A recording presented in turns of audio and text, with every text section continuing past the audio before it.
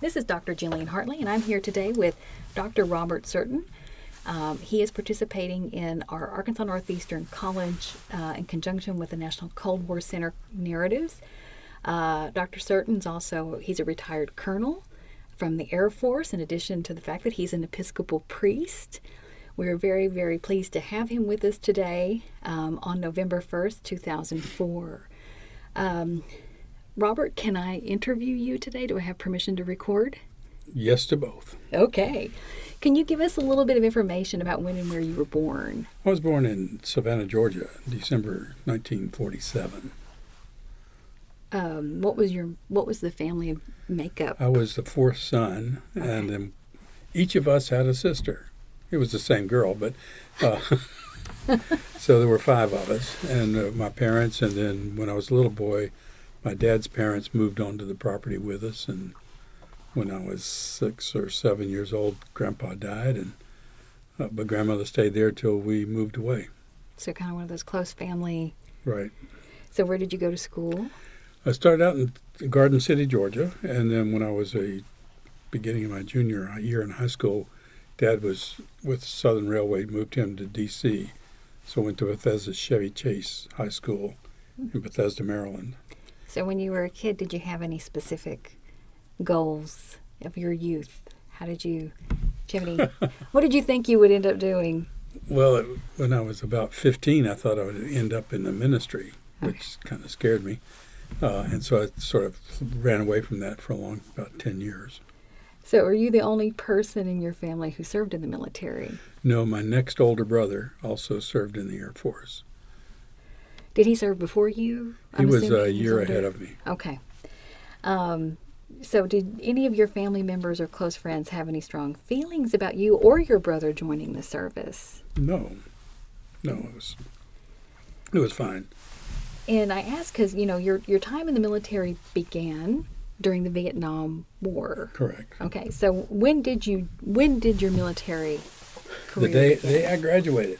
Well, I'd gone through college with the Air Force ROTC and had a full ride scholarship for the last 2 years at Emory in Atlanta. And then the day I graduated was the day I was commissioned to second lieutenant. Okay.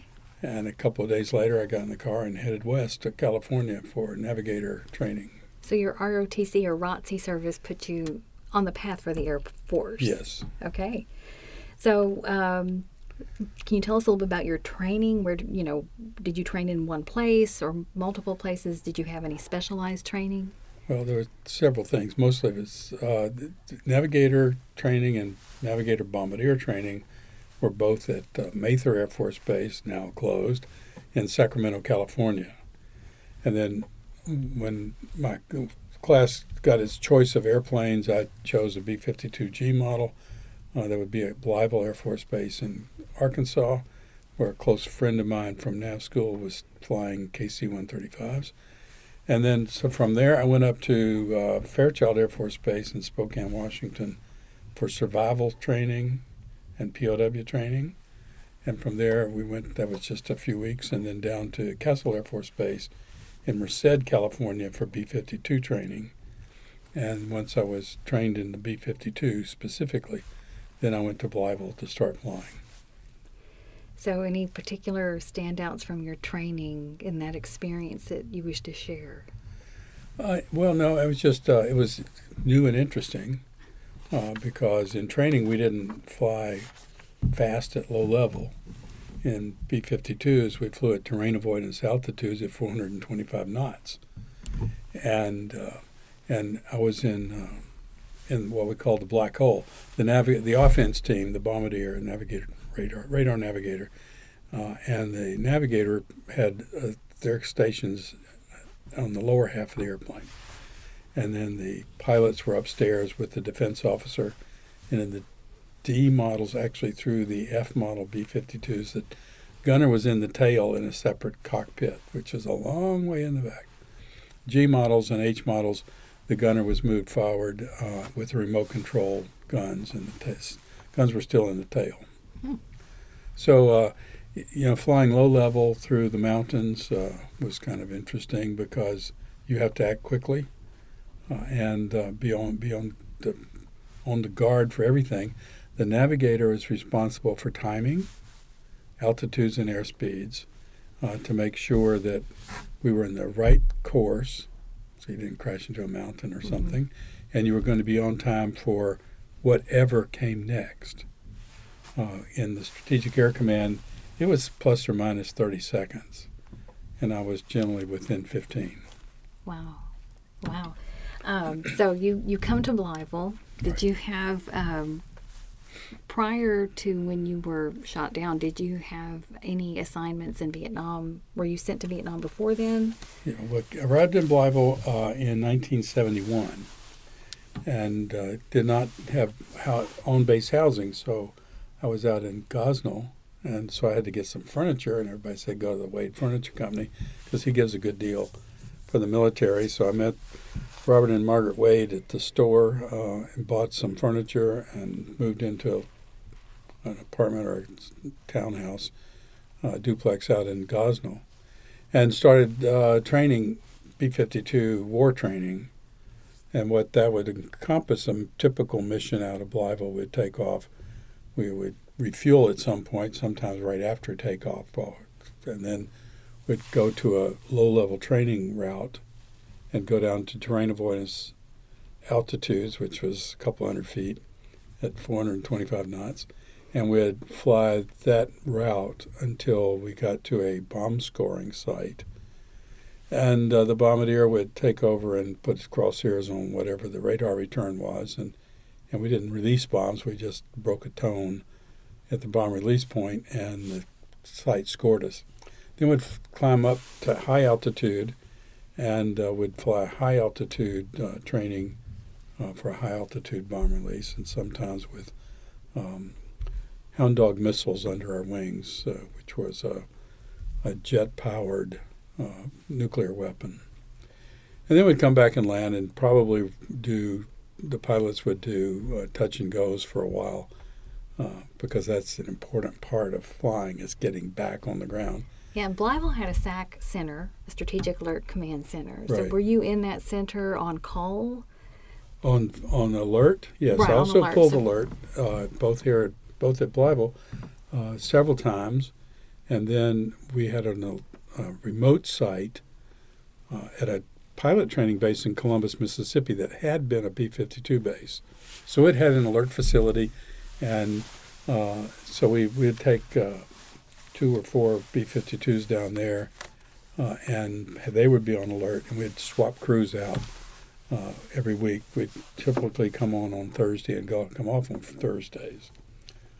And so in 1971, I was put on a crew to go to Utapao, Thailand, Southeast Asia, in D model B-52s. So the crew flew out to California, to Castle again, went through D model difference because particularly the bombing system is different, but also some other things in the aircraft are different, like the gunner back in the tail instead of up with the rest of the crew. And after a little bit of training there, we flew over to, actually flew in a KC-135 with a stop in Hawaii and then over to Thailand. And I flew 50 missions out of there. Came home in the early December of 71 and proposed to Robbie Wade, and it was Robert and Margaret Wade's daughter. The furniture store. The furniture store. We had met just before I went over and dated 8 or 9 times in about 10 or 11 days. And so I proposed and she said yes, and we planned to get married in June of 72. I was on alert in May of 72. On a Sunday, the wing commander came out and called me aside and said, "Lieutenant, aren't you planning to marry Bob Wade's daughter in June?" I said, "Yes, sir." He said, "Well, you're not going to be here." I said, "Excuse me? We're leaving Saturday for Guam." Wow.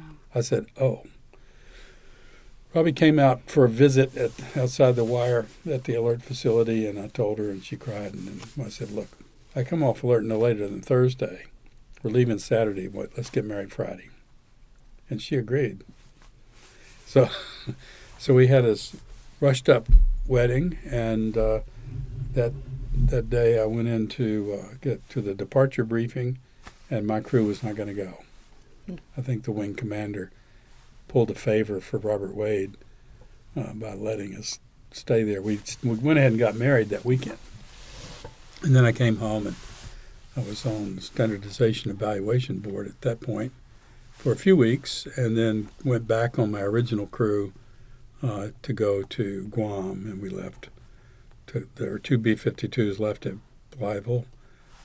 Everybody else was gone to Guam, and my crew and the other crew took off and flew them to Guam. So you go from Guam to Vietnam, correct? Well, we flew into Southeast Asia from Guam with strike missions. Okay. When we're flying out of Utapao, it's a 4-hour round trip. Out of Anderson, it's like 13 hours to go over there, do the bomb run, drop the bombs, and come back. So can you tell us a little bit about when you were shot down? I know this is a story you've told many times, and I know you've written about it. But can you kind of just give us the breakdown of what happened to you? Sure. First of all, it was the day we were scheduled to go home. We were at the end of our tour. And on the Friday, the 15th of December, the word came down that all missions Saturday and Sunday were canceled. All crews were to go into crew rest. And then we were scheduled, then discovered we were scheduled to fly on Monday. And so on whatever that mission was, we went into the mission brief, and it was, gentlemen, the target for you is like something out of the movies. Target for today is Hanoi. Everybody goes. Normally there'd be like 2 crews, 12 guys in the room, or 3 crews, for a briefing. Now we've got the whole briefing room full of guys, all in their 20s and 30s. And we're going against the most heavily defended city by surface-to-air missiles in the world, second only to Moscow. Wow. And we would be in the lethal threat zone for 30 minutes or so. So but it was important. We felt like it's about time they are sending the B-52s into this war. We'd been flying over Cambodia and South Vietnam against truck parks and stacks of supplies and stuff in non-threat areas because Strategic Air Command did not want to lose any B-52s to enemy action, basically. So off we went, and we had a lot of things happen on that mission. First thing that happened was that we had an earth tremor, as all these B-52s, about 90 of us, were lined up getting ready to take off. And so we had this earth tremor and had to stop taxiing till it settled down. And then we were scheduled as a 3rd airplane in a cell of 3 in the first cell of a wave of 3 cells. And so there was a wave of G models in front of us and then a couple of D models in front of us, in front of them. So we were kind of far back in there, but somebody got a bad airplane and had to, what we call bag drag, grab your gear and go to the airplane at the tail end. So that happened, so we moved up from Charcoal 3 to Charcoal 2, and then as we took the active, somebody else had aborted and we had to go to Charcoal 1, and that was where we stayed. So after we took off, the airplane got up to pressurization altitude that wouldn't pressurize, and the bombardier and I had to pull out our -1s, which is our maintenance manual, and start looking for reasons, and he spotted it right away. He'd been in the airplane 18 years. So he found it right away. There's outflow valves that's supposed to close so the cabin would pressurize, and he went and cleared it. There was some debris in the one downstairs. That didn't work, so he went upstairs. There's another one. Found that debris in that one, he took it out, and so we pressurized and pressed on. Then near the Philippines, we rendezvoused with a KC-135 for some refueling, and from there we flew. We were now leading 9 airplanes, and flew over South Vietnam, and just as we got over the western side of South Vietnam near the demilitarized zone, we moved from a 5-mile separation to 1. And so we compressed down and turned north. And there were SAM callings all over the airways, and SAM sightings and SAM calls and threat zones and all this. So what would a SAM call be? There would be an alert airplane that was saying, "Sam's in the air, Sam's in the air," and that sort of thing. And so, Bombardier and I were running checklists to make sure we had everything done to make this successful. So we flew north to the west, to the north of Hanoi, within about 30 miles of the China border, and then turned to the east. And then as we got to the northwest of the city, we turned in towards the target, which was a railroad yard on the northeast corner of the city. And we had turned into a jet stream. So we had a 90 knot tailwind on the bomb run, which was sort of good news, but also bad news because the exit route was to be a steep turn, which would blank out our electronic countermeasures, and turning into the jet stream, and so we'd lose 180 knots of ground speed in the turn. And that seemed like a bad idea. So the Bombardier and I turned off our outside radios because we had to focus, and we identified the target and made sure the coordinates were right. And as we got within 15 seconds of the bomb release point, we opened the bomb bay doors, started a stopwatch, and lost power. At first I thought it was an electrical glitch, but then the co-pilot started yelling, "They've got the pilot, they've got the pilot." And the electronic warfare officer, the defense officer, was asking if anybody was alive. The gunner had been mortally wounded in his seat right next to the EW. Excuse me. Sorry about that. And the pilot had been mortally wounded, and the airplane was on fire. I could see fire behind my position where the front landing gear were, which is not a good place. And then we still had the bombs. So we salvoed the bombs. Instead of letting them go out slowly, we just dumped them right at the bomb release point. And we started the ejection. So I ejected basically at the bomb release point at 30 some odd thousand feet. Wow. So you were taken as a prisoner of war. Right. And of course this is in This is December the 18th, 1972. Okay. So this is at a time where many people on the home front thought that we were, I think, Nixon's Vietnamization era. But so you're taking, is that correct? Was this about the time? Yeah, all the ground combat troops from the U.S. were gone from South Vietnam. It's by that point, 1972. And I think what happened was that in October, Henry Kissinger came home from Paris and announced that peace is at hand, that all the parties to the war had agreed to a treaty. And then the presidential election was the next week, and Richard Nixon won the largest landslide ever, but he lost both houses of Congress. And I think at that point he was concerned that when the new Congress came in January, they would cut off funding and leave the POWs for future negotiations.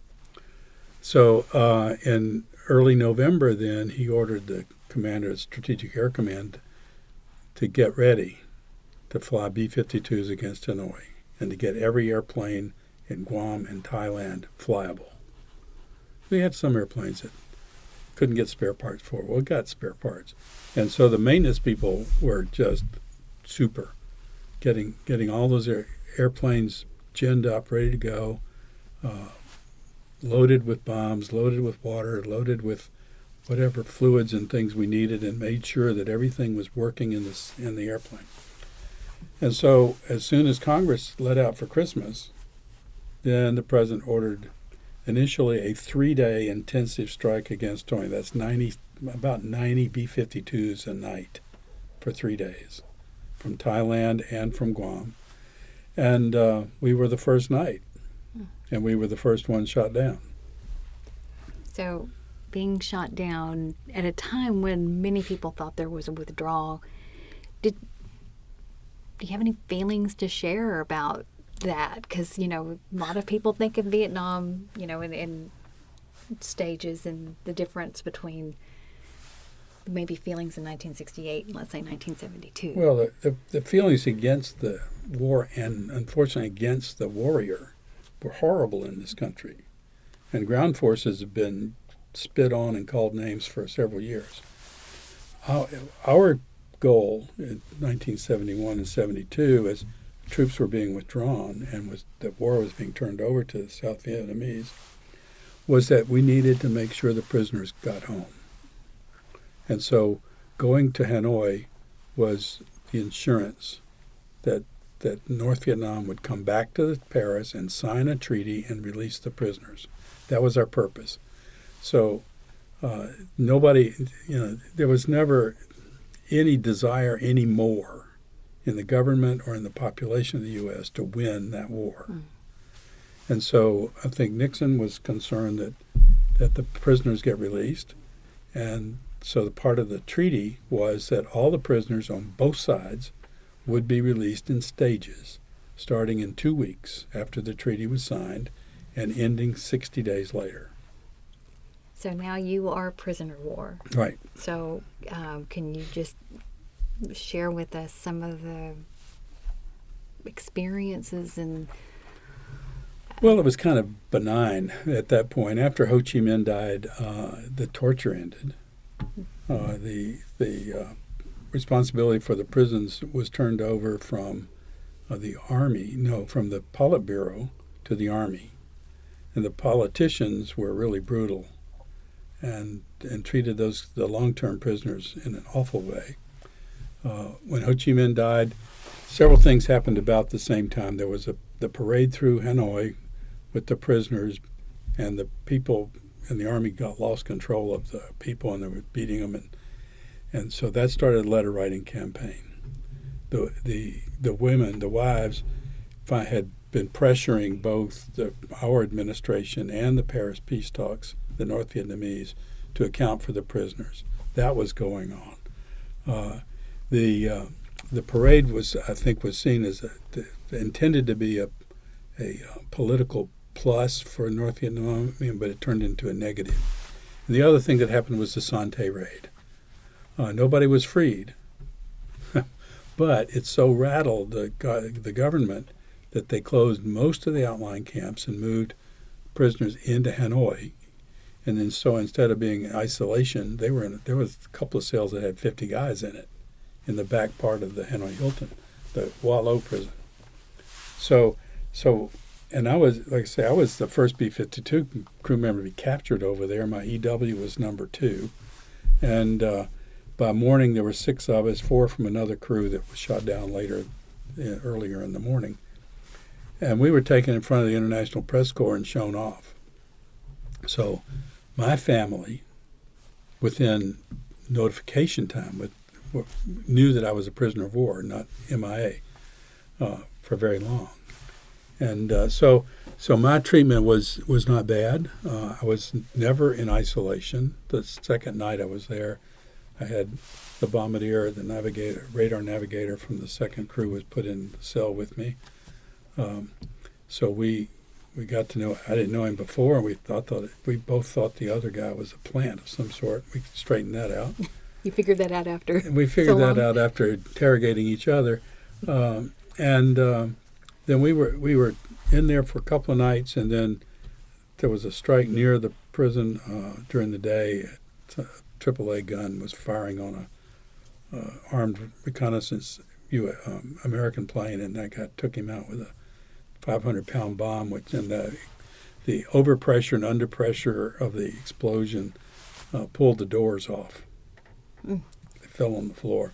So that they moved us into a section of the prison we call the Heartbreak Hotel, which was a long series of 8x8 cells with 2-foot wide concrete bunks and leg stocks. And Alex and I were in there until early January, and then we were moved back into the front section where we'd been before, but into a different, basically 2 rooms that were probably officers' quarters or offices at one time during the French period. And we had 6 other guys in there with us. And then in mid-January, late January, before the treaty was signed, we were moved from out of the Hilton, the Wallow prison, into a prison they call the Kulak prison, which we called the Zoo. And then we were cleaning that up because there was debris and dirt from nearby strikes on an antenna farm. And we got one cell block straightened out, moved to another cell block, got that cleaned up, moved to another one. And then all the guys that were there for 18 months or so or less were moved into that prison. And so we figured, okay, once we got checking with each other, realized they're reorganizing us in order of shoot-down date. And the December guys that were wounded were still over in the Hilton, so they would have come out. So they're going out first. And we could also see from our cell the traffic pattern at GLM Airport, and we saw C-130s coming in and out. So I said, that's kind of cool. Wonder what they're doing. And then the first release, so they told us, the North Vietnamese called us into an assembly on about the 2nd of February and told us that the treaty had been signed and what the terms were and when we'd be going home. And since we were the last captured, we were going to be going home the last day. So we knew that. Yeah. Did you have any contact? Were you able to contact your family during that time period? Well, they gave me the opportunity to write 3 letters or postcards, and Robbie got one of them. Okay. You sent all 3, but she got one. She didn't get all 3. Well, when you came home, I understand that you were the person chosen to speak for your group. Was that the case or no? Am I mistaken? Well, there were several of us, several of us were interviewed at various points. Okay.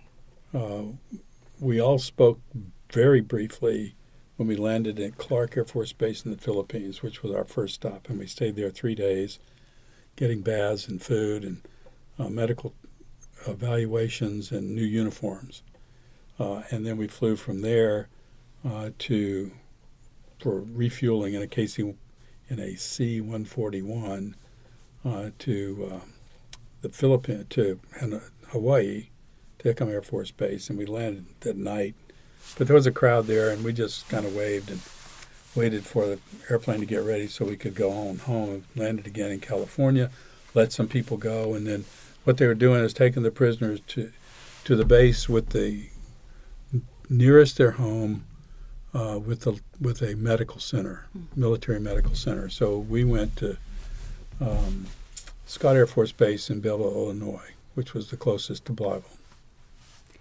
Was it, as far as food and health care, when you were a POW,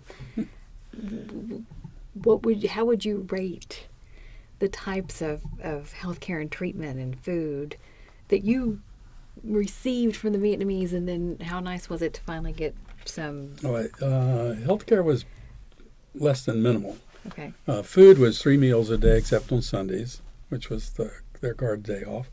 We got 2 meals on Sundays. Breakfast was half a loaf of French bread and some Polish powdered milk, heated up. And then lunch and dinner were cabbage soup and another half a loaf of French bread and some weak tea. So that was the menu. After the treaty was signed, then we got some higher protein meals with soy, canned fish, and beef from the Soviet Union, because they're trying to get us looking better, and so so that was the meal. The medical treatment was irregular and not good. My electronic warfare officer, my defense officer from Blytheville, Tom Simpson, was in the heartbreak cell next to the one I was in, and he had an infection on his arm, had a puncture wound, probably from a pin that was in his pocket, and when he ejected, the pin got caught on the hatch and poked him. And so he was feverish, and they finally came in after about a week and skin popped some penicillin and to kill the infection. But that was about the best. The guys with broken limbs were set but not well. We had a gunner, had both legs got banged up in his D-model gunner when he jumped out of the tail of the airplane. And when he got home, he lost both legs. So it was just not good. Not a priority. No. So you come home and you had a shift in your career ambitions. Is that I had fair thought, to say? As I said, when I was a teenager, I thought that's what I should be doing. And then about every other year for the next 10 years, I would get that sense again, and I would go do something else, like fly airplanes, and commit myself to the Air Force for a long period of time.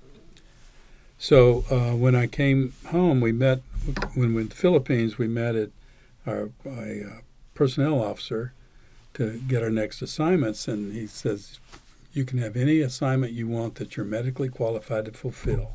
You can go to pilot training, you can go back to fly a Navigator position in any airplane you want to fly. What would you like to do? And I said, well, I've had some time to think this over, and I really think I want to go to seminary. He said, well, that's not on my list. But he left and came back in a few hours and said, look, I called the commander of the Air Force Institute of Technology in Dayton, and he's agreed that we will send you to seminary for 3 years, full pay and allowances. We'll pay your tuition and fees. You just have to get your church to agree to ordain you. So off I went. There were 3 of us who did that, all Air Force. Were you the first? I was the first one to get that. The other 2 were told that couldn't happen. Okay. And then I ran into one of them at the White House when we went for dinner in May. And I said, Keith, where are you going to seminary? He said, well, I'm not. I'm going back to fly F-4s because they said I couldn't. I said, well, they're sending me. Yeah. So he circled around and got permission to go to seminary. The third one went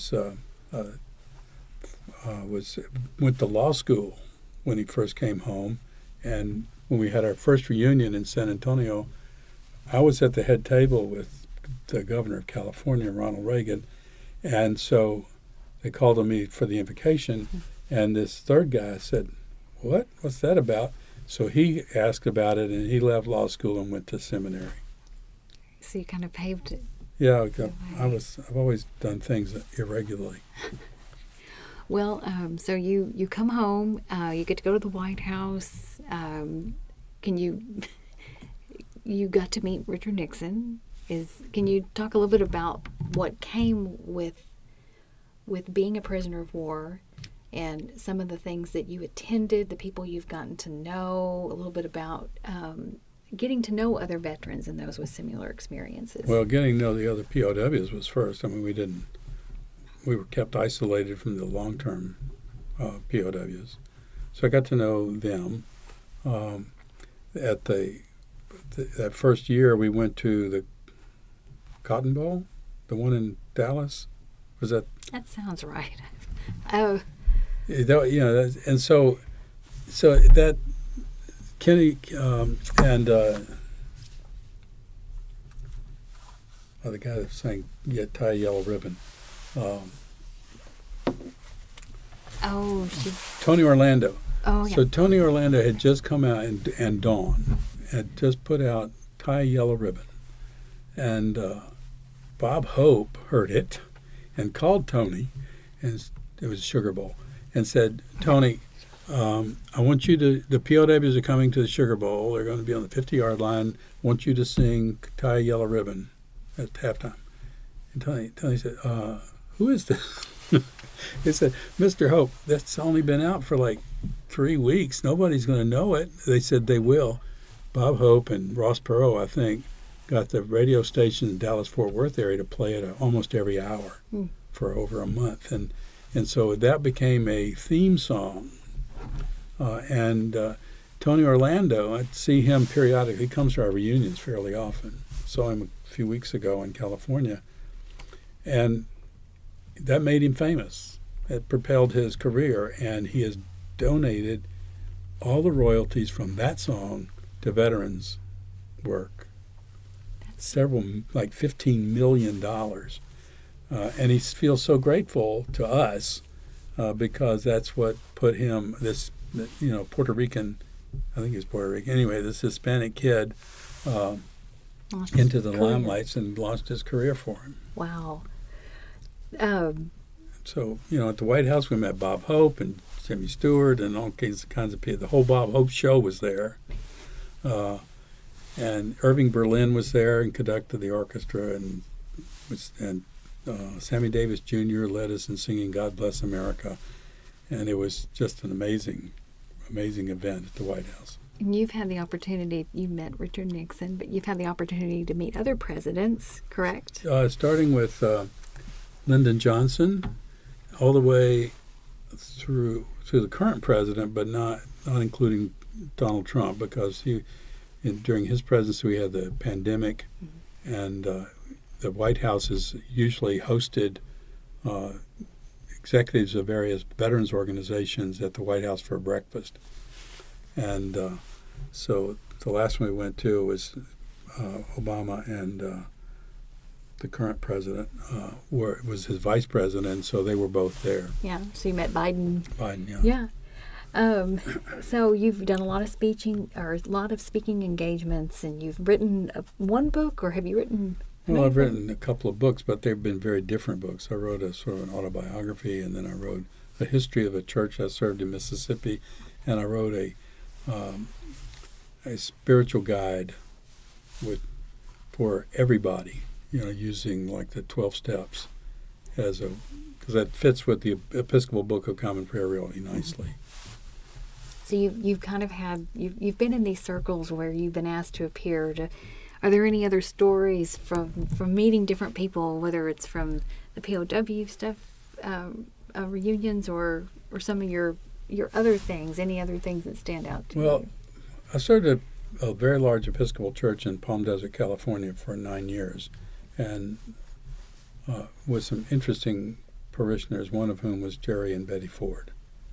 And so President Ford came to my retirement from the Air Force at the Academy, and then when he died, I officiated his funeral services and accompanied the family from Palm Desert to Washington, D.C., led the service in the cathedral at Washington, and then up to Grand Rapids and did another service there in the parish where they had been married all those years ago. And so that was kind of a big deal. Yeah. So you were you continued to serve in the military as an Episcopal minister, I served priest, right. and as a chaplain. And that's how your career came to an end. You were still in that service because you did how many years in the military? 30. 30. Let's say after seminary, I was transferred from the line of the Air Force to the chaplaincy in the station at Andrews Air Force Base in Washington last year of Ford and the first year of Carter. Then I left active duty for the reserves and served in parishes. First to Kerrville, Texas, then Yazoo City, Mississippi, then Memphis, Tennessee, Harlingen, Texas, down on the Rio Grande border, and then out to Palm Desert. Well, first in Scottsdale, Arizona, then Palm Desert, and then back over to Atlanta. And then I retired, sort of. I'm not very good at that. I retired from the Air Force in 1999 after 30 years. 23 of them were in the reserves. And I retired from full-time parish ministry in 2012 when I turned 65. And have you worked since then? Unfortunately, yes, I have. Well, when we moved back to Texas, which was my ordaining diocese, in 17, then the bishop at the time was an old friend of mine, and he asked me if I would help out from time to time. Well, in 18, I served as the interim rector of a parish in Cuero, Texas. In 19, it was McAllen, Texas. Cuero lasted a few months. McAllen lasted almost a year. Then the next year it was Seguin, Texas. And then it was Beeville, Texas. And now I'm been 2.5 years serving a little church in Gonzales, Texas. It's almost like you're a person called to service. Yeah, well, that's true. It's one of the things that when I was on the board of the Military Officers Association, it was their motto is never stop serving. And I've done a lot. I've served on the Defense Health Board for 10 years. I've served on the VA Advisory Committee on former POWs for 10 years. Served on the MOA Board for 6 years. So I've done a lot of veterans work and work relating to veterans as well as church work. So we're in November 2024, coming up on Veterans Day. Right. You're actually here in Mississippi County for some National Cold War Center festivities. So being back in Blytheville, I want to ask you that, having connections here and remembering the base community in the 70s, when you think about the base closing, because it's been about 3 decades ago that the base closed, when looking in this area, how do you think that impacted the community? I think it damn near killed it. The base, when the base closed in about 92, there was, the Blytheville owned the land it was on, but there was no forethought to what happens if the Base Realignment and Closure Commission closes our base. What are we going to do with those houses? What are we going to do with those hangars? And so a lot of that was abandoned and boarded up and falling down, and it's kind of sad. It's hard to drive through there. There's some of the houses are unoccupied, but most of it is not used, and even some new facilities, the roofs have caved in on some barracks buildings. So that's kind of sad.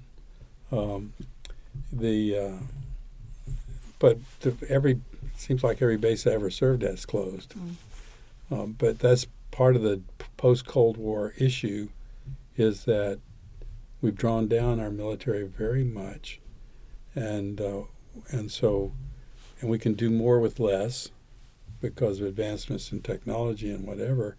But it really hurt Blytheville for its population. The population went down, of course, because and the economy went down because the base provided a lot of money that was spent in the Blytheville area.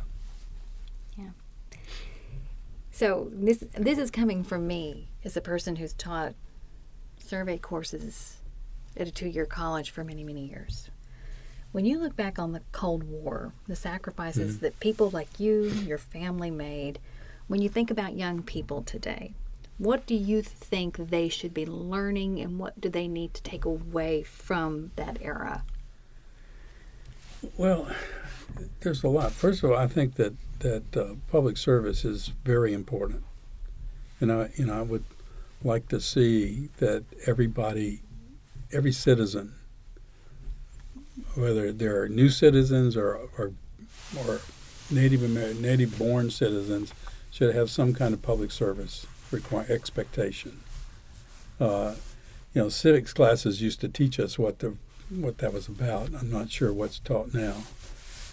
The young people I meet in the Air Force, at the Academy, at Lackland Air Force Base, the ones on active duty, and they're all very dedicated young people, and they all want to serve, and I think they have high ideals.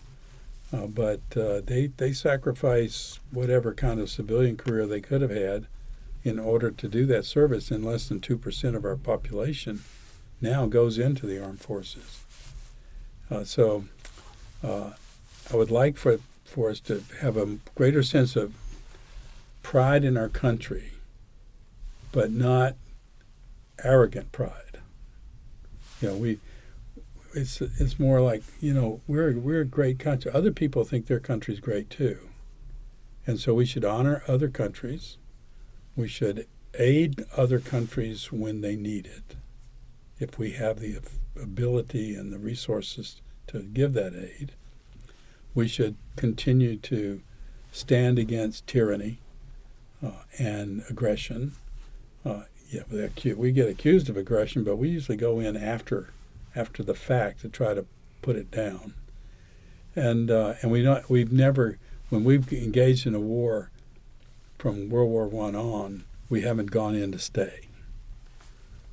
And we go in, and then we repair what's broken. And a lot of the times the military, like in the wars in the Middle East, Iraq and Afghanistan, most of those young people are not shooting weapons. They're building schools, infrastructure, trying to make life better. And the guys with the pointy end of the stick are trying to keep people safe. So it's not, we're just not our military's never been aggressive in the 20th century and beyond. Well, and on that note, we have had a lot of people return from the service, men and women, in the last few decades from Afghanistan and Iraq. So, with given your experiences and how you have, continued a life of service after what happened to you, do you have any messages for them about the healing process? Because that's something that a lot of veterans of Afghanistan and Iraq. Yeah, you can take the boy out of the war, but it's hard sometimes to take the war out of the boy. That's right. Because it's not, what I've discovered is that it's not that we have flashbacks and nightmares necessarily, but we have, when somebody comes back from a wartime deployment, that young person has experienced more in that 2 years than somebody that never goes would experience in 20 or more. They come back more mature, they've seen more, they've done more, they have more bad memories and good memories than their peers. And the people say, well, you've been gone for a while now, you'll have to be trained. I go, what? So, it's just, they have a lot to offer. And there's some schools that I worked with, Kennesaw State University in Atlanta, or Kennesaw, Georgia, at one point, and they put together a married student housing and dormitories for veterans. So they would have each other, because telling stories like this doesn't come natural for people trying to explain what they've done, they've seen, they've experienced to people who've never been and get bored after about 30 seconds because they don't understand it. So for me, I got into a number of things. First of all, spiritual meditation as a young priest, and then trying to understand my life cycle. And I would get real tense about the first of Advent, early December, and stay that way till Easter. And I was home 10 years when I finally realized that was the bookends of my imprisonment. And so, those are times in the Episcopal Church we used to add on a bunch of programs and things, and we would also every once in a while throw in a capital stewardship drive to raise $1 million or so to build something. And so then I got to the point of saying, okay, I need to delegate some things rather than taking on things. And then I started. My wife had been after me for 30 years, maybe, to write the story down for our kids. So I thought, okay, well, I'll write it. And I'd seen doctors and gotten counseling and cognitive behavior therapy and the writing therapy. So writing the story was great therapy because I discovered when I was writing it that my memory for details about those experiences was minute. That is to say, I remember the smallest of details. And I checked it against other people. And I checked it against the transcript of my debriefing when I first came out of prison. And so that helped. And then I finished up with another kind of therapy called EMDR, eye movement desensitization redirection. And it came to understand that my wartime experience was thematic. And it was the themes. It was not the prison time. it was the themes of the experiences on that final flight that when they occurred again thematically, not in detail, but in thematically in life, in new life, then my choices were limited to the kinds of choices I made once upon a time, long, long ago. And so EMDR helped me develop looking at life with looking for choices. Is that a process where your brain almost you kind of almost force the part of your brain that maybe hasn't processed the idea behind it's the left side of your brain's not talking to the right side. You got to get the two hemispheres talking to one another again. And use all of it to right. Well, Colonel Certain, this has been an honor to interview you. Really, it has. Is there anything that you want to share, or any other reflections before we sign off? I don't think so. Not today. It's been an interesting life. I've been blessed in so many ways, and I haven't really gone after any of them.